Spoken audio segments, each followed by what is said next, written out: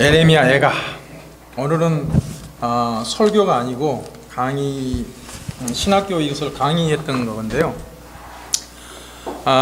이 말씀을 들을 수 있는 정도면은 성경을 많이 알고 많이 공부하신 분들입니다. 에레미야 애가는 여러분 잘 아시다시피 에레미야의 그 슬픈 노래입니다. 옛날 히브리 사람들은 자기가 저술한 책에 제목을 붙인 일이 없었습니다. 후일에 다른 사람이 그 내용을 이제 붙였죠. 아시다시피. 근데 이 히브리어 그 제목은 애가의 첫 글자는 에카를 써서 어찌하여 또는 정말 슬프다입니다. 그런데 70인역 그 번역자들이 그 에레미야를 애가의 내용에 따라서 에레미야 눈물이라는 그 눈물을 붙였습니다. 영어 성경에는 한글 성경, 이 라틴어 성경을 지금 따라서 하고 있고요. 한글 성경에서 에레미야가 그 에레미야 애가 다음에 이제 나오는데 원래 성경 순서는 아니죠. 이게 낭독한 두루마리. 그러니까는 히브리 사람들이, 그러니까 그 유대 민족들이 국치일인 아부월이라고 그러더라고요. 아부월이 언제냐면은 지금으로 보면 7월이나 8월 정도 됩니다. 9일날 예루살렘이 바벨론에게 파괴당하는 날에 낭독한 두루마리, 그것이 바로 에레미야 애가의 내용입니다.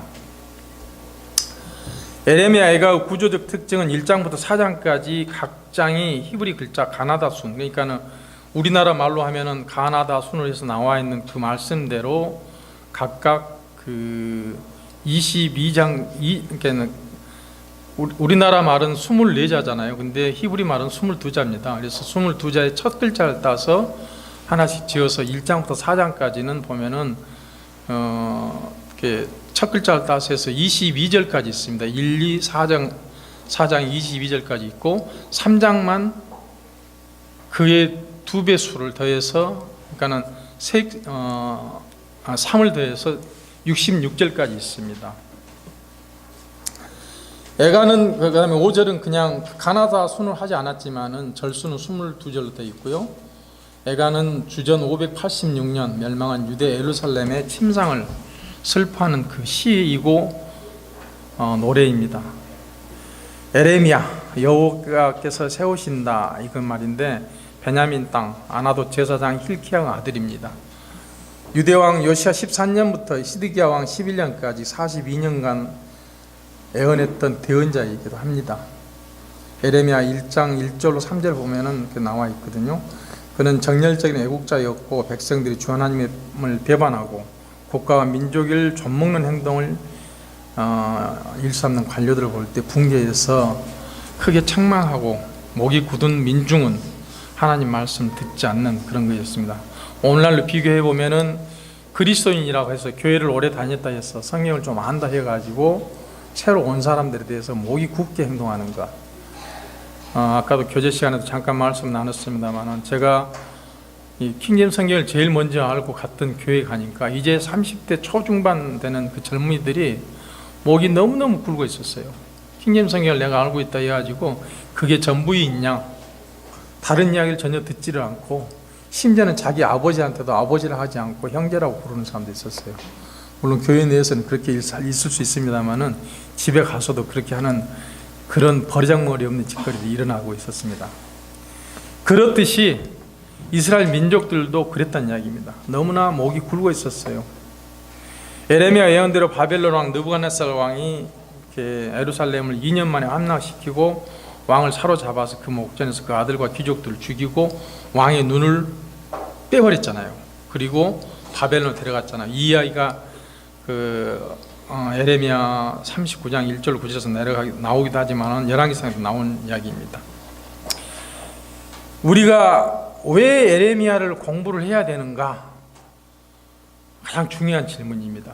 우리가 에레미야 애가를 왜 공부를 해야 되는가? 많은 사람들이 욥기만 알고 있으면 됐지 무슨 애가까지 공부를 해야 하는데, 욥기는 개인적인으로 이야기했다면은 에레미야 애가는 교회로 보면은, 우리 지금으로 보면은 교회와 국가를 위한 이야기입니다. 또 좀 더 좁게 이야기하면 나와 교회에 관련된 이야기이기도 하거든요. 예를 들어서 교회가 징계를 당할 때, 또한 혹은 개인이 징계를 당할 때 왜 징계를 당하고 있고 왜 어려움을 당하고 있는가에 대한 것을 철저하게 돌아볼 수 있는 책이 바로 에레미야 애가입니다. 예루살렘 멸망이나 성전 파괴는 배교에 대한 하나님의 심판이잖아요. 내가 하나님의 말씀에 대해서 듣지 않고 있고 하나님 말씀대로 순종하지 않고 있다면은 그 고난이 나에게 닥쳐 있는 것입니다. 지금 고난의 이유를, 지금 여러분들이 만약에 고난을 당하고 계신다면 그 고난의 이유를, 무슨 일이 안 풀리고 있다면 그 이유를 이 말씀에서 찾아볼 수가 있습니다. 하나님께서는 징계하시는 이유는 그냥 있지 않습니다. 하나님께서는 신명기 28장에서 언약을 깨는 경우에 하나님은 징계하시라고 경고한 말씀이 그대로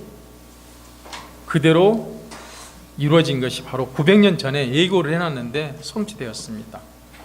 신명기 28장에서 자녀들이 포로될 것이라는 것이 에레미야 애가 1장 5절에서 성취됐고, 사람들이 예루살렘을 비웃을 것이라는 것도 마찬가지고, 부모가 자녀들을 잡아먹을 것이라는 것, 집들이 외국인들이 차지할 것이라는 것, 사람들이 기근을 경험할 것이라는 것, 여인들이 능욕당할 것이라는 것, 노인들이 존경받지 못할 것이라는 것, 이것들이 다 이루어졌다는 이야기입니다. 그런데 보면은 지금 시대하고 똑같습니다. 자녀들이 포로될 것이다. 무슨 포로에 되어 있어요? 입시의 포로가 되어 있습니다. 사람들이 예루살렘을 비웃을 것이다. 지금 교회를 얼마나 비웃고 있어요. 부모가 그들의 자녀들을 잡아먹을 것이다. 부모들이 자녀를 돈벌이에 사용하는 사람 얼마나 많이, 그 다음에 자기의 그 욕망을 채우기 위해서 인류 하잖아요. 저희 집 재수 씨도 조카가 외국어 고등학교를 들어가니까 목이 힘주고 다녔어요. 목이 힘주고 다니더라고, 재수 씨가. 그런데도 더더욱 외국 유학까지 보내왔다가 갔다 와서 서울대 대학원 다니고 이제 이 굴지 회사에 취직하니까 더 목이 힘들어하는 거예요. 뭐예요? 자기 만족을 위해서, 부모 만족을 위해서 자식을 그렇게 혹사시킨 거예요. 집들은 외국인들이 차지할 것이다. 우리 땅 투자 명목으로 중국인들이 얼마나 차지하고 있습니까? 사람들이 기근을 경험할 것이다. 배고파서 죽는 사람은 없잖아요. 영적 기근이 얼마나 이 나라에 심합니까? 여인들이 능욕을 당할 것이다. 벗기를 좋아합니다. TV나 이런 거 보면 정말 눈이 부끄러워서 볼 수가 없어요. 섹스의 화신이 되어 있고 성욕에 완전히 그냥 미친 사람들처럼 되어 있잖아요, 이 땅이. 노인들이 존경받지 못할 것이다. 지하철 가면은 눈 감고 있어요, 젊은이들은요. 이 나라의 어른들은 어른이 없습니다. 이 땅에 있는 것과 똑같아요, 지금요. 따라서 에레미야 애가는 하나님께서 그를 찾는 자에게 성실하시고 하나님을 사랑하신다는 그 말씀을 소개하고 있는 것입니다. 그래서 오늘 본문 읽었던 에레미야 3장 19절로 39절 보면은 그런 내용들이 나와 있습니다. 에레미야 오늘 애가의 특강을 하기로 했는데 이 말씀을 전체 다 보기에는 너무나 무리입니다. 왜냐하면은 이것은 강의로 했을 때, 신학원에서 강의를 했을 때 6시간짜리 강의입니다. 이것을 한 50분 만에 해야 된다는 것은 굉장히 힘든 이야기거든요. 그래서 간략하게 개략적인 것만 보고 넘어가도록 하겠습니다. 그래서 자신들이 이것을 토대로 해가지고 집에서 더 공부해 보시고 연구해 보시고, 나 자신을 갖다가 에레미야 애가에 비교해서 그 말씀을 읽어보시고 판단, 나 자신을 좀 주님 앞에서 내보일 수 있는, 이렇게 자아 비판을 좀 해볼 수 있는, 내 주님 앞에서 내가 뭐가 잘못됐는지를 깨우칠 수 있는 그런 시간이 됐으면 좋겠습니다. 저 여자가 진정으로 회개한 백성을 위해서는 시련 후에 회복과 축복의 때가 온다고 그렇게 이야기하고 있습니다. 로마서 11장 1절에 그러면 내가 말하노니 하나님께서 자신의 백성을 버리셨느냐? 결코 그럴 수 없느니라 했거든요. 하나님께서 우리를 사랑하시고 우리를 사랑하셔서 그의 아들 독생자를 주시고 우리를 구원시켰습니다. 그래놓고 나서 나 몰라라 하고 그냥 여러분들 내팽겨 두시겠습니까? 고난 속에 그냥 놔두시겠습니까? 여러분들이 하나님의 뜻을 파악하지 못했을 때, 하나님의 뜻을 알지 못했을 때 그 징계가 오는데, 그 징계마저도 깨닫지 못하고 있었다는 이야기예요. 바로 그 징계가 오는 이유가 어디에서 오는 것인지를 깨달을 수 있는 방법이 에레미야 애가라는 이야기입니다. 그래서 이걸 읽어보시면서 아, 이 징계가 이러해서 나한테 왔구나 하고 돌이킬 수 있는 그런 자세가 필요하다 하겠습니다. 그런 자세가, 그런 성숙된 자세가, 그런 성숙된 믿음이 우리에게 요구되는 것입니다. 하나님은 인내하시며 사랑하심으로 누구도 멸망한 것을 원치 않는다고 말씀하십니다. 베드로서 3장 9절이나 2장 4절에서, 디모데후서 2장 4절 보면 그러지 않습니까? 하나님께서는 모든 사람이 구원을 받고 진리의 지식을 원하신다고 하셨고, 모든 경고를 무시한다면 하나님의 심판밖에 남는 것이 없습니다. 에레미야 예가는 오늘 우리에게 시련이 오기 전에 영적 성숙함을 요구하고 있고 그것을 위해서 가르치고 계십니다. 욥기가 개인적인 고난을 다루고 있다면 애가는 그 용어에서 국민적이고 역사적인 위기를 다루고 있다는 것을 다시 한번 말씀드립니다. 하나님에 관해서는 사랑 하나님이시면서 역시 공의의 하나님이심을 보여주시는데, 구원 하나님이시면서 역시 심판 하나님이시라는 것을 우리가 반드시 알아야 됩니다. 그분은 반드시 심판하십니다. 여러분들이 죄를 졌을 때 용서는 하되 반드시 심판하신다는 이야기예요. 근데 이 심판을 피할 수 있는 길이 있습니다. 그것이 뭐죠? 회개입니다. 죄에서 돌아서는 거예요. 그 길에서 바로 돌아선 거예요. 근데 그마저도 깨우치지 못한다는 이야기거든요. 내가 왜 죄를 졌는지를 모른다는 이야기예요. 내가 왜 죄이냐고 한 걸 못 깨우친다는 이야기예요. 그걸 에레미야 애가를 전체적으로 1장에서부터 5장까지 얼마 되지 않으니까 하루에 한 번씩 읽을 수 있을 것입니다. 하나님은 그를 찾는 자녀에게 상을 주시고 범죄한 자녀에게는 징계하심으로 범죄한 혼들이 징계와 심판을 피할 수 있는 길은 오직 회개뿐이라는 것을 강력하게 알려주고 계십니다. 따라서 에레미야 애가는 예루살렘의 멸망을 유다가 마땅히 받아야 할 운명이지만 이 파괴를 유다에게 자초하게 하신 하나님께서는 축복에 대한 필연적 조건으로 그의 백성이 확고한 신뢰와 충성을 요구하고 있습니다. 약속의 하나님이시므로 그 하나님의 신실하심이 근거해서 장래의 소망을 기대하게 한다는 이야기예요. 자, 우리가 잘못했을 때에 그걸 돌아서면은 하나님께서 축복을 해주시겠다, 주시겠다 하는 것이 우리들의 소망으로 남아있다는 이야기입니다. 에레미야에 대해서 잠깐 알아보겠습니다. 그는 이미 태어나기 전에 종으로 성별되었습니다. 에레미야 1장 5절에 보면은요, BC 627년 요시야 왕 때 20세 나이로 그는 대언자, 선지자라고도 하죠, 소명을 받았습니다. 그는 세계 모든 나라에 주의 말씀을 선포할 사명을 가지고 예언을 하며 요시야 왕과 친밀한 관계를 유지하면서 우상 숭배에 빠진 백성들 향해서 뭐라고 했냐면 주께로 돌아오라, 주께로 돌아오라고 호소하고 있는 거예요. 오늘날 우리가 거리에 나가서 복음을 전하면서 하나님께 돌아오라고 하는 것과 똑같습니다. 그 후에 여호야킴이 불법과 악행을 강력히 비판하고 아울 백성들과 회개치 않을 때 남유다가 멸망하게 될 것을 예언했습니다. 에레미야서 25장 1절로 38절까지 보면은 앞으로 회개하지 않으면은 남유다가 망할 것이다 라고 예언했단 이야기예요. 남유다의 마지막 왕이 된 그 시드키야 때는 남유다 멸망과 그의 죽음을 예언했었죠. 그것은 뭐냐면 남유다가 바벨론에게 항복하는 것만이 살 수 있다. 그래서 이제 반역죄로 고발당했잖아요. 그래서 그 시대에서 구금돼 가지고 예루살렘에 함락됐을 때에 바벨론에 의해서 에레미야가 석방이 됩니다. 그 후에 에레미야는 바벨론에 의해서 정중한 대접을 받았지만은 이집트를 지지한, 애굽을 지지했던 사람들에서 강제적으로 끌려 나와 가지고 그곳에서 죽임을 당하게 됩니다. 그것이 바로 에레미야의 삶이었습니다. 에레미야는 백성들이 그 죄로 인해서 남유다가 멸망할 것을 예언하면서 눈물로써 백성들의 회개를 촉구하는 진실된, 정말로 그리스도인, 진실한 선지자, 신실한 대언자였습니다. 그 민족을 사랑하는 애국자였고 그 이스라엘을 사랑하는 애국자였습니다. 에레미야가 하나님께 부르심을 받을 때 하나님께서는 그에게 말씀하시기를 내가 너를 뱃속에 짓기 전에 너를 알았고 내가 태에서 나오기 전에 내가 너를 거룩히 구별하였으며 너를 민족들 향한 대언자로 세웠노라 라고 말씀하시잖아요. 우리 목사님도 장로교에서 오셨고 저도 옛날에는 그런 것을 믿었습니다. 예정론, 칼빈의 예정론을 믿었어요. 우리는 이미 구원받기로 되어 있었다라는 것을 믿었었죠. 근데 전제 조건이 하나 빠져 있었잖아요. 어디에서요? 예수 그리스도 안에서. 에베소서 보면 나와 있잖아요. 그게.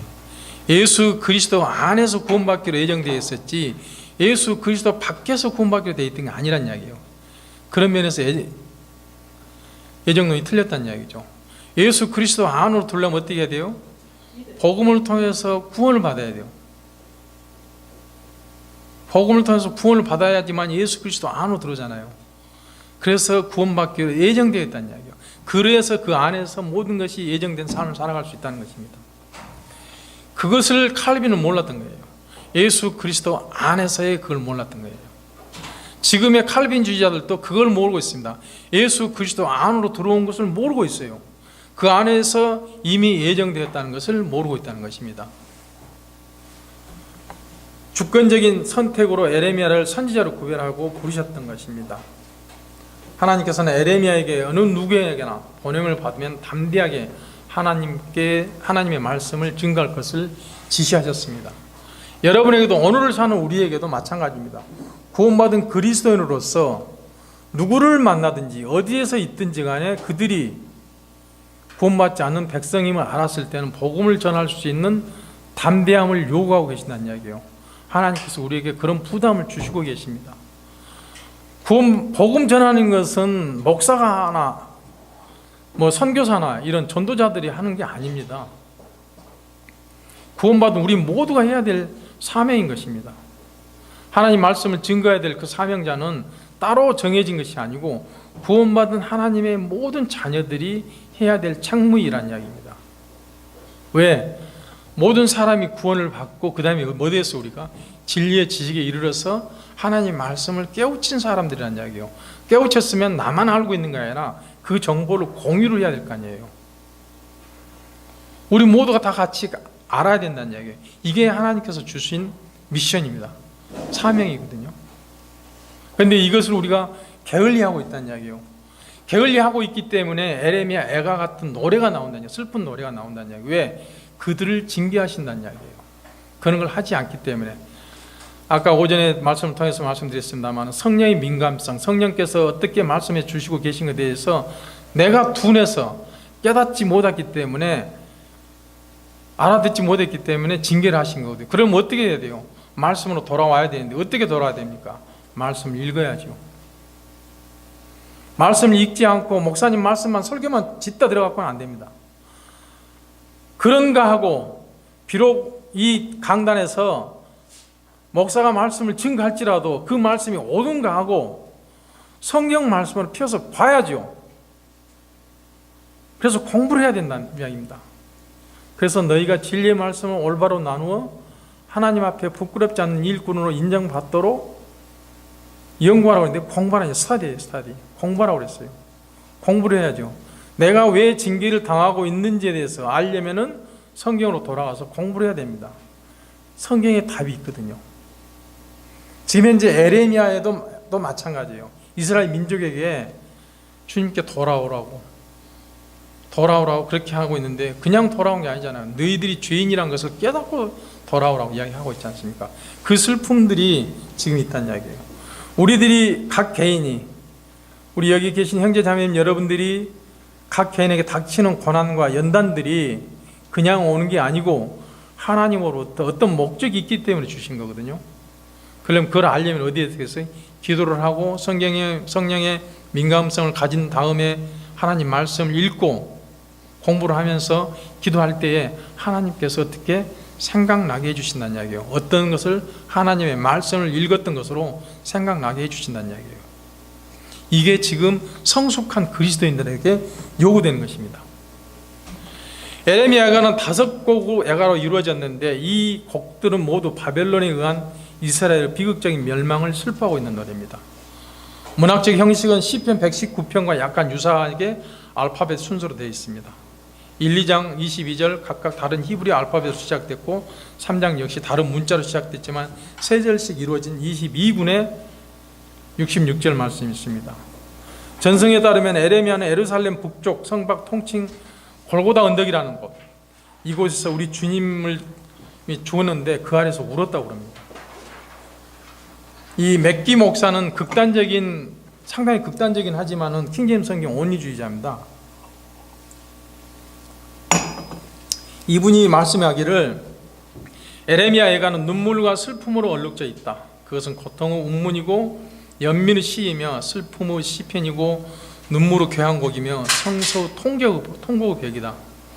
우리가 믿고 문제가 발생했을 때에 눈물을 흘릴 곳은 어디냐면 바로 이 성경입니다. 성경에 대해서 성경의 얼굴을 묻고 우십시오. 성경의 말씀에 파묻혀서 주님과 교제를 하시면서 울어보십시오. 하나님께서 대답해 주실 것입니다. 어떤 형식으로든지 하나님 말씀을 통해서 그 말씀이 기억나게 해주십니다. 옛날처럼 짠 하고 나타나서 너는 이렇게 해라라고 말씀 안 해주신다는 이야기예요. 우리가 읽은 만큼 자신에서 믿음의 분량에 따라서 그러잖아요. 로마서에서 자신의 믿음의 분량에 따라서, 믿음의 분량은 게 뭐예요? 내가 성경을 얼마나 많이 읽었느냐에 따라서 그 말씀에 따라서 알려주신다는 이야기예요. 적게 읽었으면 적게 알려줄 뿐입니다. 그러면 어떻게 해요? 하나님 말씀을 다 못 깨달은 거죠. 하나님 말씀 깨달을 수 있는 찬스가 많이 있어요. 예를 들어서 내가 그 힌트를 여러 개 가지고 있으면은 빨리 깨달을 수 있잖아요. 근데 힌트가 한 2개밖에 없어. 그 말씀 깨닫기가 굉장히 힘들잖아요. 문제 나왔을 때. 그래서 우리가 하나님 말씀을 읽어야 되는 이유가, 자주 읽어야 되는 이유가 거기가 있습니다. 자, 본문 말씀 좀 보겠습니다.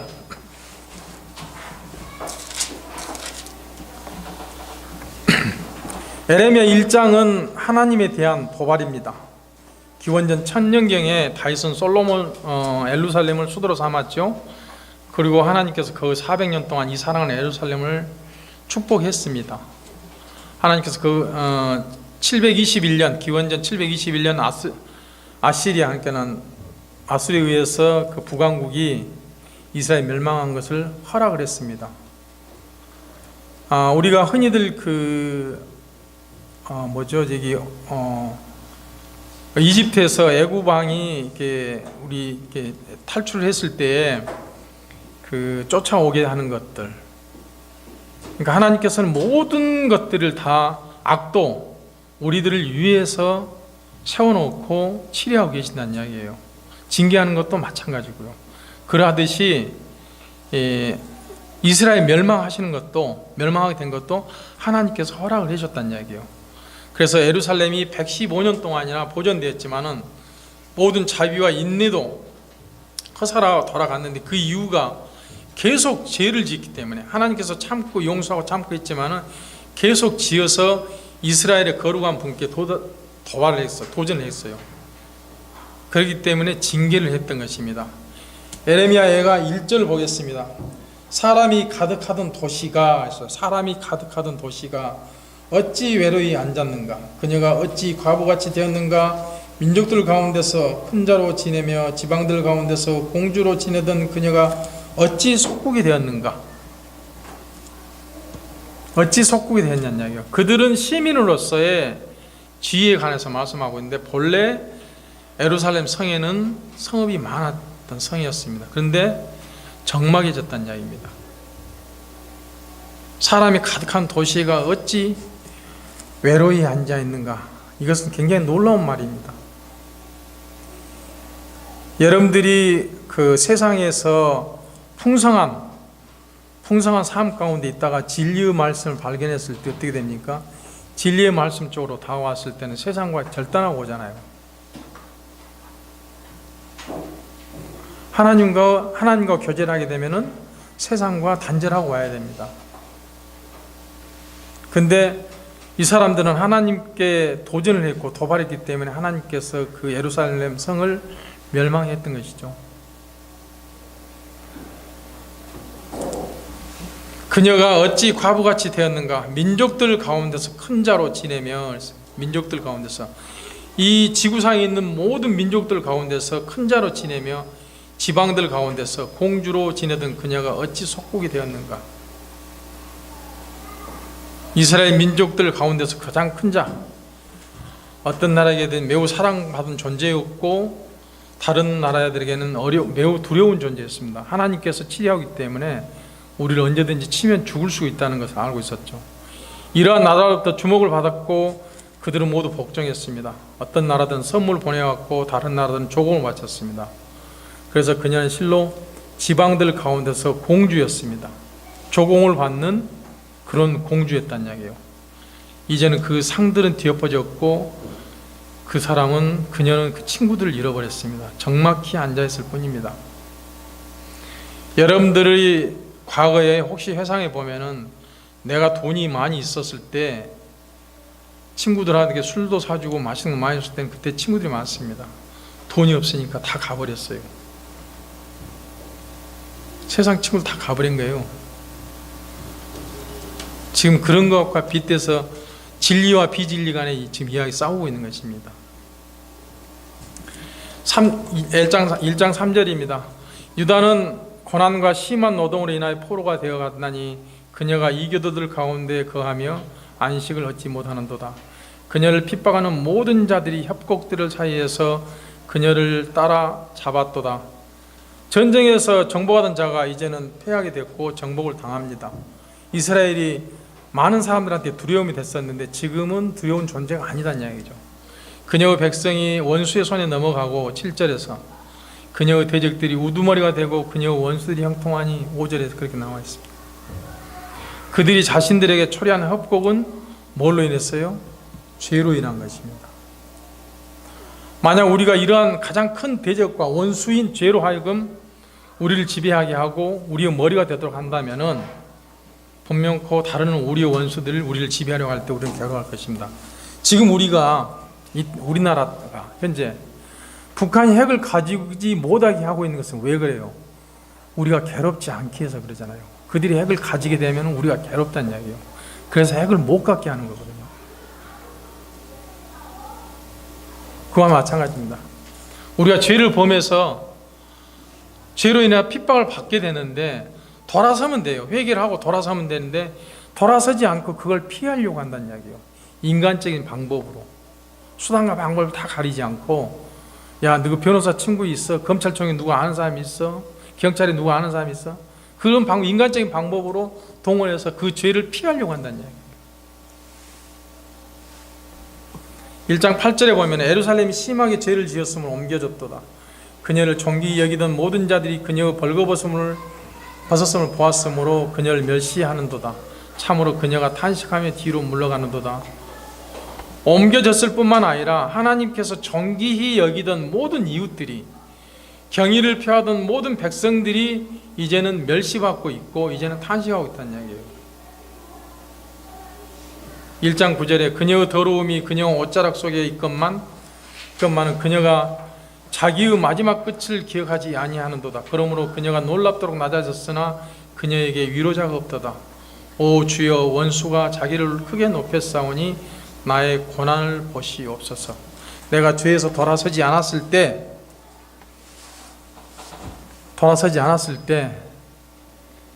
내 죄가 더 강성해지고 구속력이 더 심해진다는 이야기예요. 아까 잠깐 이야기 말씀 나눴습니다마는 우리는 뒤의 것을 갖다 써야 되는데 앞의 것을 갖다 씁니다. 무슨 이야기냐면은, 여러분, 우리나라 지금 환경이 이것이 경제적으로, 사회적으로, 세상적으로 과학이 문명이 발달해서 살기 좋아졌다라고 하거든요. 할부라는 거 있죠. 할부라는 것은 앞의 것을 갖다 쓰는 거잖아요. 그죠? 자동차도 할부, 집세도 할부, 카드도 할부, 다 할부를 써요. 왜? 앞으로 갚아 나가면서 쓴 것들이에요. 근데 내가 벌어나가지고 이걸 한꺼번에 사서 줘버렸으면은 사연 생길 일 없잖아요. 카드 안 쓰면은 카드도 빚을 내서 쓴 거잖아요. 지금 쓰고 다음 달에 갚아야 되잖아요. 앞에 것을 끌어다 쓴 거거든요. 근데 그걸 안 쓰면은 내가 월급 타가지고 이걸 계속 쓰면 뒤에 걸 갖다 쓰는 거가 돼요.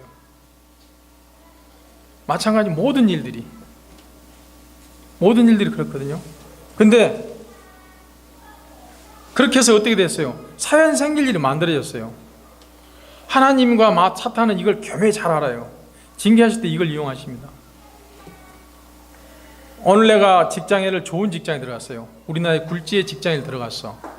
그래가지고 이제 직장에 들어갔으니까 양복도 100만 원짜리 넘은 거 하나 사 입고 구두도 좋은 거 사서 신고 출근하기 위해서 가방도 좋은 가방 하나 사고 메이커 있는 걸로. 그리고 차도 할부로 뽑았어요. 왜? 회사에서 보증 다 해주니까. 근데 그 회사가 그 다음날 어느 날 갑자기 부도가 났다거나 거기서 내가 해고가 되면 어떻게 돼요? 졸지에 빚쟁이가 되는 거예요. 사연 생긴 일이 생겼어요, 안 생겼어요? 이걸로 인해서 놓고 기도를 한다는 이야기예요. 아버지, 내가 지금 차값 할부도 내야 되고 카드값 내야 되는데 할부로 썼어. 이거 누가 쓰라고 그랬냐고. 미래 걸 갖다 땡겨다 쓰고 나와가지고 이게 고통스러우니까 해결해 주십시오라고 기도한다는 이야기예요. 이스라엘 민족이 똑같아요. 이게 지금 이제 풍성하게 잘 나갈 때는 목이 굵어서 안 보였어. 그러다가 죄를 지었는데 돌아오라고 해도 안 돌아와. 옛날 거 잘 먹고 잘 살 때 생각이 나고. 이런 과거 때문에 징계를 한다는 얘기예요. 이게 뭐예요? 사연 생길 일을 어떻게 했다? 만들었다는 이야기예요. 누가? 내가 만든 거예요. 그래서 사도 바울이 뭐라고 그랬어요? 만족할 줄 알아 그랬죠. 만족할 줄 아는 삶을 살았잖아요. 적은 것에서도 만족할 줄 알아야 된다는 이야기예요. 우리는 어떻게 살고 있어요? 남과 비교하면서 살고 있어요. 옆집이 아파트 34평 사니까 나도 34평 살아야 돼. 가령이 찢어져 어쨌든 간에. 옆집이 지금 현재 그랜저 타고 있으니까 나도 그랜저 하나 타고 다니고 싶어. 내 친구가 지금 어떤 비교를 많이 해요. 그래서 어떻게 돼요? 내한테 사연이 생기는 거예요. 그런 일들이. 내가 앞으로 어떻게 될지 모르지만은 그리스도인들한테는 그런 일을 만들어 놓으면 뭐가 돼요? 올무가 돼요. 이게 사연 생길 일 만들어 놓은 거라고. 이걸 만들지 말아야 돼. 그걸 가능한 줄여야 돼요. 그래서 할부를 정히 쓰고 싶으면은 자기 수입에 내가 감당할 수 있는 수입의 30% 정도만 해서, 이건 개인적인 생각입니다. 그런 쓰면 다행이라고 생각을 해요. 저는 자기가 감당이 안 돼요. 우리나라 그걸로 인해서 도덕적 해이가 많이 됐잖아요. 정부에서 빚 갚아주고. 그러니까 얼마나 그렇게 됐어요. 그리스도인들은 이걸로 인해서 하나님께 기도했을 때 하나님이 징계하심에 대해서 당연한 거라는 이야기입니다. 원수들은 그들을 짓밟고 모욕하니 원수들의 눈에는 그들이 미천하게 되었고, 비록 전에는 모든 민족들은 머리였지만 이제는 모든 민족들이 꼬리가 된 것. 이스라엘 민족이 그런 꼴이 됐다는 이야기예요. 죄는 어떤 백성에게도 치욕을 가져다 준다는 사실을 알아야 됩니다. 죄라는 것은 그 누구에게도 치욕을 가져다 줍니다. 오전에도 말씀드렸지만 내가 대통령 번제에 있었지만은 죄를 범하니까 어떻게 됐어요? 치욕의 자리로 돌아왔어요. 내가 국방부 장관이었지만 죄를 범하고 나니까 치욕의 자리로 돌아왔어요. 내가 안기부 장관이었지만 죄를 범하고 나니까 치욕의 자리로 돌아왔어요. 내가 수백만을 거느리는 기업의 일군 총수였지만 죄를 범하니까 치욕의 자리로 돌아와 있습니다. 그게 무슨 소용이 있냐고요. 치욕의 자리에 있을 때 내가 죄를 범하지 않고 하나님한테 작은 것으로서 만족하며 살았을 때는 그런 자리에 안 가니까 어떻게 해요? 시쳇말로 신간이 편해. 그냥 마음이 편해야 될 거 아닙니까? 그래야 하나님 일을 할 수 있는 거죠. 1장 11절입니다. 그녀 온 백성이 탄식하고 빵을 구하며 혼을 소생시킬 음식을 얻으려고 자기들이 기뻐하던 것을 내주었나이다. 오 주여, 보시고 깊이 생각하소서. 내가 비천하게 되었나이다. 누가 그렇게 하라고 그랬느냐라고 하잖아요. 여기서요. 육신을 위해서 일을 열심히, 육신의 음식을 위해서 얼마나 했어요. 내가 육신을 기뻐하기 위해서 모든 것을 다 내줬다는 이야기예요. 이게 얼마나 미련한 짓입니까? 그들은 많은 즐거운 것들, 보석 그림, 옷장들, 장로들 같은 모든 기구를 다 소유했습니다. 그리고 나서 그것을 어떻게 해요? 즐거워해서 그거 보고 나서. 근데 이제는 그걸 팔아야 돼. 왜? 빵을 위해서. 먹고 살라니까. 여러분, 명품 가방하고 저기 짝퉁하고 어떻게 구별해요? 비 오는 날 구별한다 알죠? 비 오는 날. 응? 짝퉁은 쓰고 가고, 명품은 안고 가고. 정말 그럽니다, 이게. 근데 그 빵을 위해서 이제는 어떻게 해요? 그 명품을 팔아야 돼, 이제. 지금 팔고 있잖아요, 이 사람들이. 그러고 나서 내가 비천하게 되었다고 주님한테 한탄한 거예요, 지금 현재. 빵을 구하며 혼을 소생시킬 음식을 얻으려고 자기들이 기뻐하던 것들을 내주었나이다. 우리들이 살아가기 위해서 충분한 양식을 가졌다면 그걸로서 만족해야 됩니다. 그걸로서 감사해야 되고요. 비록 우리가 즐거운 것들을 가지지 않더라도 그 양식 때문에 감사해야 됩니다. 에레미야가 1장 12절부터 22절까지는 환난 속에서 보는 하나님입니다. 자, 같이 한번 보시겠습니다. 여기는 개인 적용을 한번 해보시기 바랍니다. 1장 12절부터 22절까지인데 12절부터 지나가는 너희 모든 사람들아 그 일이 너희에게 아무것도 아니냐? 내가 당한 슬픔 같은 슬픔이 있는지 보고 또 살펴보라. 주께서 친히 맹렬히 진노하신 날에 그 슬픔으로 나를 괴롭게 하셨도다. 여러분, 병원에 가면은 암 걸려서 온 중환자도 있고 감기 걸려서 온 사람도 있잖아요. 근데 똑같이 병원에 와 있잖아요. 그죠? 똑같은 병원에 와 있어요. 병이 크고 작건 간에 무조건 다 병원에 와 있다는 이야기예요. 하나님께서는 죄가 크든 작든 간에 똑같이 보신다는 이야기예요. 거짓말하는 죄나 살인죄나 똑같이 보신다는 이야기예요. 죄는 죄예요. 여기서 지금 12절에서 나를 괴롭게 하셨대. 그 슬픔으로, 그 슬픔이 적든 크든 간에 똑같다는 이야기예요. 나를 괴롭게 한 것은 똑같다는 이야기예요. 하나님 앞에 거짓말하는 죄나 살인죄나 죄는 똑같듯이 지옥에 가는 건 똑같잖아요. 이게 죄로 인해서. 그러하듯이 슬픔도 똑같다는 이야기예요. 큰 슬픔이든 작은 슬픔이든 그 슬픔은 내 슬픔이 제일 크게 보여진다는 이야기예요. 누구에게나.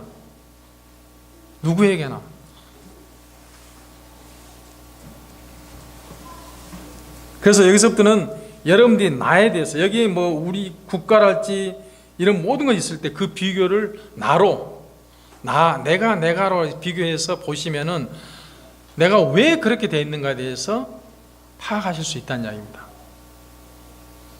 불평, 불만의 본질상, 불평, 불만은 뭐예요? 하나님께서 내 기도를 안 들어주셨다고 불평, 불만한 것은 뭐예요? 내 욕심 때문이잖아요. 자기 욕심 때문이에요. 하나님 일을 먼저 진행하고 공의를 먼저 구했다면은 하나님께서 들어주시든 안 들어주시든 하나님 일이니까 불평, 불만할 게 없어요. 근데 내 욕심을 채우기 위해서 내가 기도를 하고 내 사연 생긴 것을 놓고 기도를 했을 때 결국 그 일은 뭐예요? 내 일이거든요. 그래서 22절까지를 읽어보실 때 나의 처한 상황으로 한번 보시면은 많은 도움이 될 것입니다. 그래서 여기서는 지금 교회 내 자신하고 한번 보겠습니다. 시편 105편 32절에서 그분께서 그들에게 비 대신 우박을 주시며 그들이 땅에 타오르는 불을 주셨도다 그랬어요. 우리는 지금 현재 불 속에 있는 것 같아요. 고통은. 이 불이 누가 보냈다고요? 하나님이 보내셨어요. 자, 이 여러분들이 고통, 사연 생긴 일들 만들어놨어요. 아까 내가 카드 안 썼으면 카드값 때문에 고민 안 해도 돼. 예? 집에서 월세로 안 살고 그냥 전세로 살았으면 그 고민 안 해도 돼요. 월세 내려고. 근데 그걸 못 참고 썼어. 그러다 보니까 고민이 되는 건 이게. 그 사연 생길 일을 누가 만들었다? 내가 만들었어요. 그리스도에는 그 사연 생길 일을 만들면 안 된다는 얘기예요. 될 수 있으면 줄이라는 얘기. 우리가 세상 살면서 100% 다 안 만들어 살 수는 없어요. 그러나 가능한 줄이시란 이야기예요. 그래야지만이 올무에 걸릴 확률이 적습니다. 고난 받을 일이 더 적다는 이야기예요. 그래서 주님의 일을 마음대로 할 수 있잖아요. 편하게. 우리는 또 그물 속에 있는 것 같습니다. 13절 한번 봐볼까요? 그분께서 위로부터 내 뼈들의 불을 보내사 그것들을 여기 이기게 하셨다. 하나님께서 우리한테 불을 보내셨다고 그랬잖아요. 그분께서 내 발을 노리고 그물을 치사 나를 돌아서게 하시며, 그물을 쳐놓고 나한테 돌아오라고 그랬어요. 내 발을 노리고 그물을 치사 나를 돌아오게 했어요. 하나님께서 자신의 돌아오라고 그물을 쳤다는 이야기. 근데 만약에 그 그물이 만약에 사탄한테 그 죄로부터 돌아섰다면은 사탄의 전력은 성공하지 않았을 거 아닙니까? 그 그물을 하나님께서 쳐놓을 일이 없잖아요. 죄로부터 이미 돌아섰기 때문에. 그렇기 때문에 돌아서라고 그 그물을 쳐놨어요. 그러니까 이것도 불평불만하고 있는 거거든요. 우리는 또한 광야에 있는 것과 같습니다. 13절에 보면은 나를 돌아서게 하시며, 내가 갈 수 없잖아요. 고독이 그물에 지쳐 있으니까 갈 수가 없잖아요. 기진하게 하셨고 의지할 것이 전혀 없습니다. 종일토록 나를 황폐하게 하시고 있거든요. 우리는 광야에서 어떻게 해요? 돌아서라고 그렇게 이야기하시고 계시고, 광야에 내버렸기 때문에 어떻게 했어요? 기진맥진하게 됐어요. 죄로 인해 가지고 우리는 기진맥진하게 되어 있다는 이야기예요. 종일토록 나를 황폐하게 하시고 내 죄로 인해서 나한테 여분이 없어요. 우리는 멍에를 맨 것과 같습니다. 일하기 위한 명예가 아니고 목과 뒤꿈치 함께 얽힌 고행의 멍에입니다. 14절 한번 보겠습니다. 내가 내 범법대로 멍에를 자신의 손으로 묶으시고 그것들을 고리로 엮으사 내 목에 올리셨도다. 주께서 내 힘을 쇠하게 하시고 나를 그들의 손에 넘겨주셨으므로 내가 그들을 피하여 능히 일어서지 못하겠도다. 우리는 우리 자신이 범죄한 것 외에는 어떤 것에도 휘말려 던지지 않는다는 것을 여기서 알 수 있습니다. 20절에서 22절까지 한번 같이 보겠습니다. 오 주여 보시옵소서. 내가 고통 중에 있사오니 내 애가 타고 내 마음이 내 속에서 뒤집혔나이다. 내가 극심히 반역하였으므로 밖에서는 칼이 앗아가고 집에서는 죽음 같은 것이 있나이다. 내가 탄식하는 것을 그들이 들었으나 나를 위로하는 자가 없고 내 모든 원수가 나의 고난을 듣고는 주께서 그렇게 행하신 것을 즐거워하나이다. 주께서 이미 부리신 그날을 가져오시리니 그들이 나처럼 되리라. 그들의 모든 사악함을 주 앞에 끌어내시고 나의 모든 범법으로 인하여 주께서 내게 행하신 것 같이 그들에게도 행하시옵소서. 나의 탄식이 많고 나의 마음이 힘을 잃었나이다. 죄로 인해서 내 범법으로 인해서 이러한 일들이 일어났다는 이야기입니다. 그래서 저는 우리들 흔히 그런 그 설교 때 그런 예화를 많이 쓰잖아요. 물에 빠진 사람을 바로 들어가서 건져주는 것이 아니라 그 사람이 기진맥진할 때까지 있다가 건져준다고. 왜냐하면 그 허우적거릴 때 들어갔을 때 나까지 같이 빠져 죽을 수 있으니까 안 구해준다고 그러잖아요. 그 마찬가지로 하나님께서는 죄에서 완전히 죄를 깨닫고 그 죄로부터 돌아설 때까지 기다리고 계신 거예요. 그 죄에서 기진맥진할 때까지, 그 징계로 기진맥진할 때까지, 완전히 아무것도 없이 바닥에 내려갈 때까지 주님은 기다리고 계십니다. 그래서 우리는 주님 앞에 모든 걸 내려놓고 그러는데, 입으로는 내려놓고 말로는 내려놓지만 안 내려놔요. 입으로는 내려놓는데 여기까지만 잠깐 내렸다 마는 거예요. 그냥 안 내려놔. 그 다음부터는 자아가 살아가지고 욱하니 일어나는 거죠. 바로 2장 보겠습니다. 2장은 야곱과 그 이스라엘 하나님이 되시고 시온 예루살렘의 하나님이 되시는 하나님의 교회 상태를 매우 슬프게 표현하고 있습니다. 이 구절들이 있어서 강조점은 그들이 신음하는 재앙은 모두 하나님의 손에 놓여 있음을 보여주고 있습니다. 하나님께서 진노로 나타나셔서 그런 일들을 그렇게 하셨으므로 그 슬픔은 커다란 것이 못 됩니다. 하나님께서 그들을 채찍하고 진노와 격렬한 노하심으로 그들을 징벌하고 계시는데, 하나님께서 그들과 원수가 되어서 그들과 싸우십니다. 우리가 죄를 범했을 때 우리 대신 죄들과 싸워주신 것이 아니라 우리가 죄의 편에 들어섰잖아요. 그래서 하나님 우리와 싸우신 거예요. 무슨 말인지 이해가십니까? 지금 내가 하나님의 자녀였어요. 근데 죄를 범하면 어떻게 돼요? 죄의 자녀가 되잖아요. 그러니까 죄의 자녀이기 때문에 사탄의 자녀란 이야기예요. 그래서 하나님께서는 사탄과 싸우시는데 사탄의 자녀인 내가 하나님과 싸우게 된다는 거죠. 하나님 편으로 돌아서야 되는데 돌아서지 않고 죄의 편에 있었기 때문에 지금 그 말씀하고 계신 것입니다.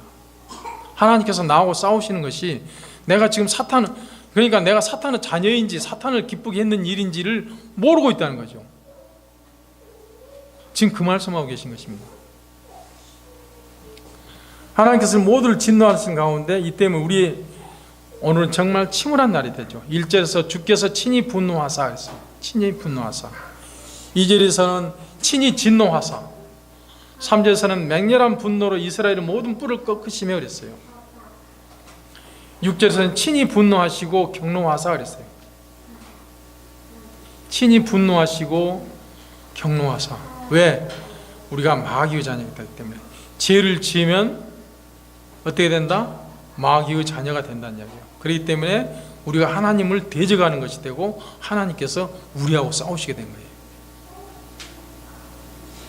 이 장을 정리하자면 하나님께서는 유다의 모든 집을 쳐부셨습니다. 모든 요새와 성벽이 무너졌고 그분께서 나라 전체를 대상으로 심판의 화를 당기셨습니다. 2장 4절에서 그분께서는 자신의 성전이 마치 동산의 나뭇잎과 가지로 만든 초막처럼 무너질 것을 허락하셨죠. 2장 6절에서 유다의 대적들에게 유다를 비웃고 파괴할 완전한 자유가 주어졌습니다. 16절에서 유다의 백성이 시체가 됐습니다. 예루살렘 거리를 시체가 되어서 가득 메웠습니다. 우리가 하나님을 이길 수 없다는 거예요. 그래서 내가 하나님의 마귀의 자녀가 됐어요. 죄를 지으면 마귀의 자녀가 되는데 그 순간에 내가 하나님을 대적하고 있구나라는 것을 깨우쳤을 때 속히 주님께로 돌아서야 된다는 이야기예요. 바로 그 자리에서 무릎 꿇고 회개의 기도를 올려야 된다는 이야기입니다. 지금 하나님께서는 계속적으로 돌아오라고 말씀하고 계십니다. 3장 보겠습니다. 3장은 에레미야 고난인데 1절부터 20절까지 고난입니다. 아까 우리가 본문 봤죠. 시편 103편에서 고난 중에 있는 성도가 마음이 상해서 근심과 고통을 주는 주 하나님 앞에 통하는 기도로 대비될 수 있습니다. 왜냐하면 여기서 쏟아내고 있는 불평은 매우 감동적이고 유창하거든요. 그래서 자세히 관찰해 보면은 그 대언자는 다음과 같이 분별하는데 첫째는 뭐냐면은 하나님 진노하신다는 거예요. 3장 1절 보겠습니다. 나는 그분의 진노의 막대기로 말미암아 고난을 본 자로다 그랬어요. 진노의 막대기. 자, 이 막대기가 굉장히 중요합니다. 하나님께서는 이 막대기로 많은 일을 하셨죠. 홍해의 강을 갈랐고 뱀의 머리가 되게 했고, 그 다음에 이 쓴물을 달게 하고, 그 막대기로 일을 많이 하셨습니다. 그 막대기로 인해 가지고 내가 고난을 보고 맛봤다는 이야기죠. 고통을 민감하게 느끼는 사람, 하나님의 진노의 매로 인해서 고통을 민감하게 느끼는 사람이 돼야 된다는 이야기예요. 그래야만이 빨리 돌아올 수 있습니다.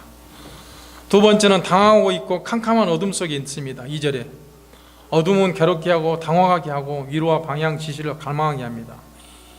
불평하는 자가 바로 그렇지. 2절 보면 그분께서 나를 인도하사 어둠 속으로 데려가시고 빛 속으로 데려가지 아니하셨으며 왜 하나님께서는 창조물을 자신의 창조물을 죽일까? 이런 불만하잖아요. 친히 돌이키사 그분께서 나를 인도하사 어둠 속으로 데려가시고 빛 속으로 데려가지 않았더냐. 어둠 속으로 데려갔다냐. 왜 자기 창조물을 죽일까? 얼마나 아름다운 표현이에요, 이 사람들. 하나님 그에 대해서 적으로, 공공연한 적으로 나타나시는데 하나님 그 편에 계십니다. 그러나 지금은 깨달을 수 있을 때까지 주님은 자주 나를 치십니다. 3절 보겠습니다. 친히 돌이키사 확실히 나를 치시고 자신의 손을 돌리사 종일토록 나를 치시는도다. 내가 돌아설 때까지 치신다는 이야기예요. 시편 73편 14절에서 내가 종일토록 재앙을 당하며 아침마다 징계를 당하였도다 라고 노래하잖아요. 네 번째로는 예루살렘 마음 둘 다 심하게 고통받고 있는 사람 같습니다. 4절에 보면은 그분께서 나의 살과 피부를 낡게 하시고 나의 뼈들을 꺾으시며 그랬어요. 나는 곧 무덤으로 떨어지게 되어 있는 것처럼 보입니다. 아니 어쩌면 내 어깨 나의 그 뼈를 꺾고 그러면 나는 구원할 수 없다. 아마 그런 말씀이 될 수도 있어요. 15절 한번 보세요. 그분께서 나를 쓴 것으로 배불리시고 쑥으로 취하게 하셨으며 그랬어요. 이렇게 됐을 때 어떻게 해요? 구원할 수 있는 여건이 안 된다고 말씀하신 것 같습니다. 3장 21절에서 36절까지는 이스라엘에게 이제 위로를 주고 계십니다. 구름이 흩어지고 하늘은 개이기 시작합니다. 앞부분에서 불평은 대단히 침울했고 여기서는 기분이 전환되고 변화되고 시온이 슬퍼하는 자들은 약간 기쁨을 맛보기 시작하죠. 그러나 희망이 있어서는 마음이 아직 약해졌습니다. 그렇게 고통 속에 있다가 조금 희망을 주니까 이제 붕 떠서 살아나고 있습니다. 철저한 낙심으로부터 마음을 구출하기 위해서 여기에서 회상되는 것이 있는데 그것은 소망에 대한 근거. 21절 한번 보시겠어요? 3장 21절. 주께서 영원토록 버리지 아니하시리라. 이 고통은 지나갈 것이란 이야기죠. 영원토록 버리지 아니하실 것이라 했어요. 나한테 소망이 있다는 이야기예요. 37절에서 41절까지는 환난을 당한 자의 의무가 됩니다. 앞절에서 우리는 괴롭힘을 받는 자들에게 베풀어진 위로를 살펴보았습니다. 그리고 위로의 단맛을 보았습니다. 여기에서 괴로움을 받는 상태가 우리를 위로를 기다리고 있고 향할 규정된 의무가 있습니다. 40절, 41절 보면은 우리가 우리의 길들을 살피시고 시험하며 그랬어요. 주께로 다시 돌아가자 했잖아요. 회개했잖아요. 우리가 주께로 다시 돌아가자. 우리가 우리의 마음과 손을 다 같이 하늘들에 계신 하나님께 들어 올리자. 남자들이 손을 들고 기도하죠. 성경에 따르면 남자들이 손을 들고 기도한다는 말씀 있지 않습니까? 다 같이 하늘에 계신 하나님께 들어 올리자는 이야기예요. 42절에서 54절까지는 하나님께 호소하고 있습니다. 불평이 없는 우리 자신을 꾸짖는 것보다도 불평으로 인해서 우리 자신을 꾸짖는 것이 더욱 쉽습니다. 대언자는 마치 그가 2장 앞부분에서 그 불평, 원망을 있잖아요. 이것 때문에 자신에 대해서 언급한 것처럼 살아있는 사람은 원망해서는 안 된다고 고백하고 있죠. 그래서 우리는 하나님을 어떻게 원망해서는 안 됩니다. 세상에 하늘도 무심하시지 이런 말씀을 하셔서는 안 된다는 이야기예요. 왜? 다 이유가 있으니까요. 비 온 뒤에 구름이 다시 돌아오고 상처는 다시 피가 흐릅니다. 큰 고통이 고난받는 혼에게 하나님의 용서를 구하기 위해서 취하지 않으면 안 됩니다. 우리는 철저한 회개가 필요하거든요. 44절에서 47절 같이 읽습니다. 3장 44절에서 47절까지 같이 읽겠습니다. 주께서 구름으로 자신을 가리사 우리의 기도가 통과하지 못하게 하시고 우리를 그 백성 한가운데서 찌꺼기와 쓰레기로 만드셨으므로 우리의 모든 원수가 우리를 향하여 자기들의 입을 벌려 싸우며 두려움과 올무와 황폐함과 멸망이 우리에게 임하였나이다. 다시 회개하라고 말씀하고 계십니다. 철저한 회개가 필요하다는 이야기예요. 어중간 회개하고는 안 된다는 이야기예요. 그래서 55절에서 66절까지는 하나님의 자비가 발견됩니다. 이 처절한 전쟁을 통해서, 영적 전쟁을 통해서 대언자의 가슴 속에 감정과 믿음, 공포와 희망 그 사이에 투쟁을 관찰할 수 있습니다. 감정하고 믿음이 싸우고 있고 공포와 희망이 싸우고 있고 둘이 싸우고 있다는 이야기예요. 불평을 하고 그리고 나서 자신을 위로하고 시편 42편과 같이 자신을 위로하고 있습니다. 그리고 또 다시 불평합니다. 그러나 거기서와 같이 여기서도 믿음을 채우는 말을 얻고 정복자로 실었는데 이 구절에서는 그 어떤 위로를 가지고 그 어떤 결론을 맺습니다. 여기에는 그가 자신이 위로하는 두 가지, 예루살렘 파멸과 그 성을 고통받는 백성들을 슬퍼하는 에레미야의 눈물은 봄처럼 주룩주룩 내리고 있습니다. 그래서 3장 전체적인 것을 정리하자면은 대언자의 슬픔과 확신과 충고로 나눠서 볼 수가 있습니다. 1장 12절에서는 지나가는 너희 모든 사람들아 그 일에 너희에게 아무것도 아니냐? 내가 당한 슬픔 같은 슬픔이 있는지 보고 또 살펴라 라고 슬픔에 대해서 이야기하고 있죠.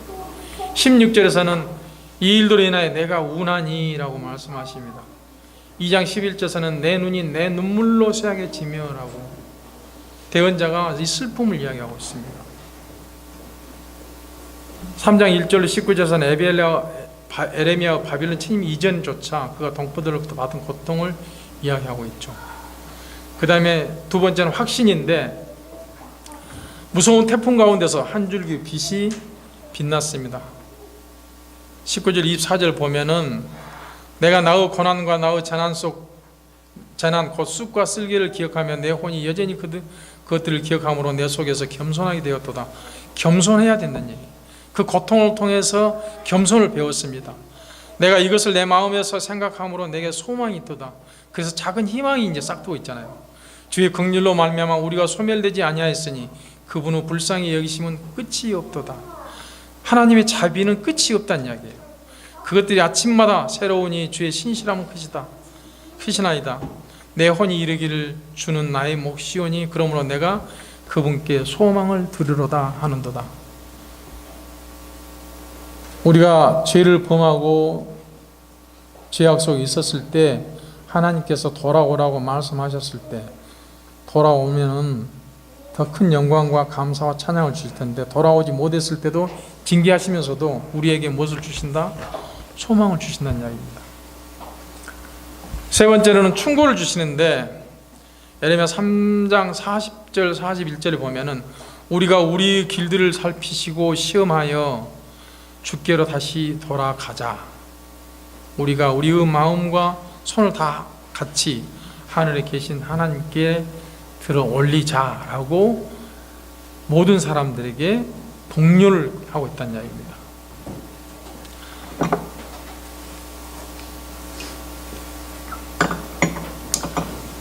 사장을 보겠습니다. 4장 1절로 12절까지는 황량해진 예루살렘을 지금 이야기하고 있는데 이 장에서는 애가는 하나님의 심판이 예루살렘에 행해지고 있고 그로 인해서 심한 슬픔의 변화에 대한 이야기로 시작됩니다. 이제는 금과 같고 정금 같았던 그렇게 부하고 화려한 성읍이 완전히 아름다움과 온 땅 기쁨이었던 그 성읍이 흐려지고 변화되고 광택을 잃고 가치를 잃어버리고 지금은 옛 성읍이 아니잖아요. 부스러기만 남았습니다. 1절에 보면 어찌 금이 어둡게 되었는가, 어찌 가장 좋은 정금이 변질되었는가. 그래서 여기서 우리가 배울 수 있는 게 뭐죠? 내가 옛날에 교회 다닐 때는 초창기에는 이랬었는데 내가 어쩐었었는데 하고 과거에 교회 다니면서 자랑할 것이 아무것도 없다는 거예요. 지금이 중요하다는 이야기예요. 지금이. 그때는 내가 금이었어요. 그때는 가장 좋은 정금이었고 구원받고 힘이 막 쏟았을 때 목사님 따라다니면서 복음도 전하고 신방도 다니고 성경 공부도 열심히 하고 열심히 했었어요. 나 그때는 그랬었는데 지금 어떠냐고. 지금 어떠냐고 하나님께서 묻고 계신 거예요. 어찌 금이 어둡게 되었는가? 어찌 가장 좋은 정금이 변질되었는가? 왜? 우리가 세상 것에 잠시 눈에 팔렸을 때 그래 된다는 이야기입니다. 4장 13절로 20절은 예루살렘 파기가 됩니다. 하나님 그들 위해 파멸을 가져오게 하고 그럼으로써 하나님의 심판이 정당하게 됩니다. 책임은 그들의 몫이죠. 13절 14절 4장 13절 14절 보겠습니다. 그녀의 한가운데 의인들의 피를 흘린 그녀의 대언자들의 죄들과 그녀의 제사장들의 불법들로 인하여 그들이 거리들에서 눈먼 자같이 떨어다 다니며 피로 자신을 더럽힘으로 사람들이 그들의 옷을 만질 수 없었도다. 죄악으로 물들었다는 이야기예요. 그것이 정당화됐어요. 그 사람들한테 그 심판받는 것이. 그들의 이웃의 증언들은 그들의 죄를 입증해서 또한 그들의 하나님에 대한 행하심이 정당을 보이기 위해서 두 가지에서 증거를 제시합니다. 죄에 있어서는 대단히 뻔뻔스러운 사람들, 우리가 죄를 지은 사람들을 데려다 놓고 너 왜 그랬어라고 변명하잖아요. 제가 잘못했습니다 라고 말한 사람은 순수한 믿음을 가진 사람인데, 변명하는 사람들, 거기에 대해서 뻔뻔스럽게 자기 죄를 변명해요. 그런 사람들에 대해서 이야기한 거거든요. 하나님은 대언자를 통해서 유대인들을, 사람들이 그들에 대해서 말한 것과 같이 이웃들이 그들에 대해서 말한 것에 주의를 해야 됩니다. 15, 16절 보겠습니다. 저들이 그들에게 외쳐 말하기를 너희는 가라, 부정하다, 가라, 가라, 만지지 말라 하였도다. 이스라엘 민족들이, 유대인들이 이방인들에 대해서 얼마나 배척했습니까? 만지지 말라고, 부정하다고, 저리 가라고 그랬잖아요. 그들이 도망하여 떠돌아 다닐 때에도 저들이 이 교도들 가운데 말하기를 그들이 다시는 거기에 머물지 못하리라 하였도다. 주께서 분노하사 그들을 나누셨으니 다시는 그분께서 그들을 중히 여기지 아니하시리라. 그들이 제사장들을 존경하지 아니하고 장로들에게 호의를 베풀지 아니하였도다. 하나님께서 이스라엘 민족에 대해서 말씀하고 계십니다. 그들이 말한 것이 뭐예요? 사람들이 그들에게 외쳐서 이야기한 것이 무엇입니까? 여러분들이 그리스도인이라면은 죄를 범하지 않아야 될, 그리스도인답게 행동해야 될 이유가 바로 여기에 있는 것입니다. 그런 일에 접근 아예 하지 말아야 되겠죠.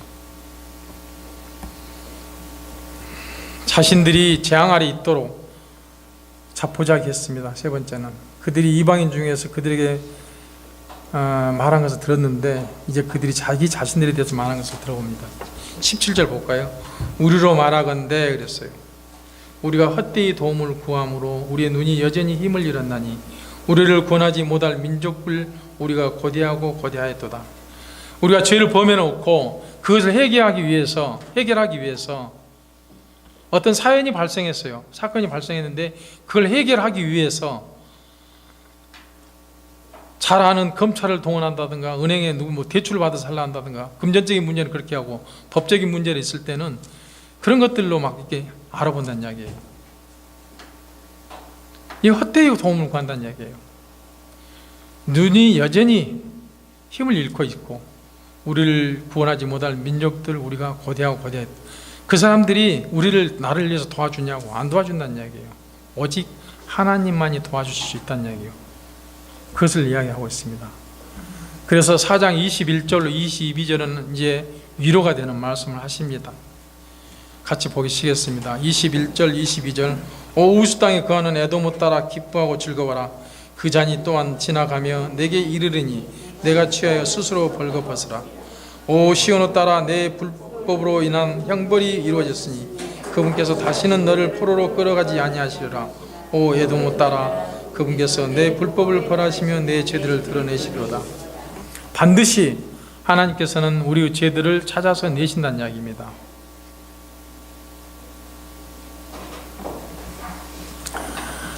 그것을 무너뜨리라고 시편 137편에서 외쳤던 그런 것을 기억하고 있어야 됩니다. 예루살렘에 대해서. 이제 하나님께서는 백성들에게 용기를 북돋아주기 위해서 애언이 여기에 있습니다. 4장 4절에서는 아이들 혀가 목말라 입천장에 붙었죠. 4장 2절과 5절 13절에서 유다가 귀한 젊은이들이 그 질 항아리 같이 여겨지게 됐고 맛을 즐기며 먹던 자들이 거리에서 황폐하게 되고 부활하게 됩니다. 그들은 존귀한 자의 몸이 전에는 깨끗하고 매끗한데 이제는 뼈와 가죽만이 남아 있습니다. 그들의 얼굴이 숯덩이처럼 검해집니다. 4장 7, 8절에서요. 유선한 부녀자가 자기 자식들을 잡아먹고 4장 10절에서 거짓 선지자와 제사장들이 피 묻은 옷을 입고 거리에서 방황하고 왕은 붙잡혀 두 눈이 뽑힌 다음에 포로로 끌려갔습니다. 그렇지만은 아까 말씀드린 대로 21절, 22절에서 우리들에게 희망을 주고 계신다는 이야기예요. 마지막 5장입니다. 하나님께 올리는 기도를 합니다. 에레미야가 5장 1절로 16절에서는 주 하나님이여 기억하소서. 1절에서 오 주여 우리에게 임한 일을 기억하시고 우리의 치욕을 깊이 살피시며 주목하옵소서. 어느 누군가가 괴로움을 받고 있습니다. 그로 하여금 기도하게 해야 됩니다. 오 주여 우리에게 임한 일을 기억하시고 우리의 치욕을 깊이 살펴주시옵소서. 이런 기도가 되어야 됩니다. 내가 뭘 잘못했는데 주님 나한테 그렇게 대하십니까? 라고 따져 묻는 것이 아니라 오 주여 내게 임한 일이 기억하시고 내 치욕을 깊이 살펴주시옵소서 라고 기도해야 된다는 이야기예요. 그 사소연을 하나님 앞에 쏟아내야 됩니다. 그래서 그 고민이 하나님 앞에 알려지게 해야 됩니다. 하나님 백성이 여기에서 그같이 하고 있다. 슬픔이 압도하기 때문에 은혜로운 보좌 발판에서 그 슬픔 우리는 어떻게 해요? 다 털어뜨립니다. 그리고 나서는 어떻게 됩니까? 평안해질 것입니다. 악을 두려워해서가 아니라 악을 느꼈기 때문에 한탄한 것이거든요. 우리에게 임한 일을 기억하시고 그랬잖아요. 악을 무서워한 것이 아니고 악을 느꼈기 때문에, 내 죄를 느꼈기 때문에 우리에게 임한 일을 기억하시고, 과거에 우리를 위협했던 것, 그리고 오래도록 다가오고 있었던 것, 이제는 우리 앞에 당하였습니다. 그래서 우리는 어떻게 해요? 우리들이 범죄한 치욕을 인정하고 우리들이 진술에 있어서 당한 고난에 대해서 비난을 우리가 그대로 받아들이고 불경건에 돌려댔던 것을 경건한 쪽으로 돌려줘야지만이 하나님 앞에 온전한 백성으로 일컬음 받는다는 이야기예요. 17절에서 22절까지는 변하지 않는 하나님을 말씀하고 계십니다. 하나님의 백성은 그의 재난, 다른 어떤 것에 대해서보다도 성전 파괴에 대해서 깊은 마음을 표현하고 계십니다. 하나님의 집에 대한 관심은 그들 자신에 대한 관심보다 더 그들의 마음 깊이 있다는 것입니다. 하나님께서는 우리 몸이 성전이라고 했잖아요. 이 성전 파괴되는 것을 원하지 않으십니다. 다시 말해서 육체가 고통을 당하는 것을 원하지 않으신다는 이야기예요. 그런데 고통을 당해야 되는 것이 왜 그래요? 죄에다가 내 몸을 내줬을 때,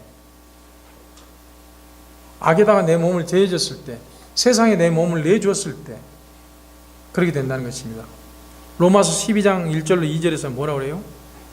내 몸을 하나님께 드려서, 몸을 드려서 주님의 일을 하라고 말씀하지 않습니까? 17절 18절 보겠습니다. 5장 17절 18절. 이 일로 인하여 우리의 마음이 기력을 잃고 이 일들로 인하여 우리의 눈이 어두워졌도다. 시온산이 황폐함으로 여우들이 거기서 돌아다니나이다. 우리 시력이 다 했습니다. 이것은 흔히 정신착란 또는 절도와 같은 것인데, 우리 죄로 인해 가지고 모든 것이 기진맥진해졌고 우리가 아무것도 안 보인다니, 오직 주님의 말씀만을 귀 기울여야 될 입장이 되어 있다는 이야기예요. 오직 주의 말씀만 기진하게 되어 있어요. 그래서 에레미야의 기도에는 4가지 요소가 있습니다. 결론적으로요, 오늘 조금 여러분들에게는 이 에레미야 애가가 생소하게 들리실 수도 있었고 평소에는 그냥 읽어질 수 있었지만은 오늘은 조금씩 이렇게 맛을 보았습니다.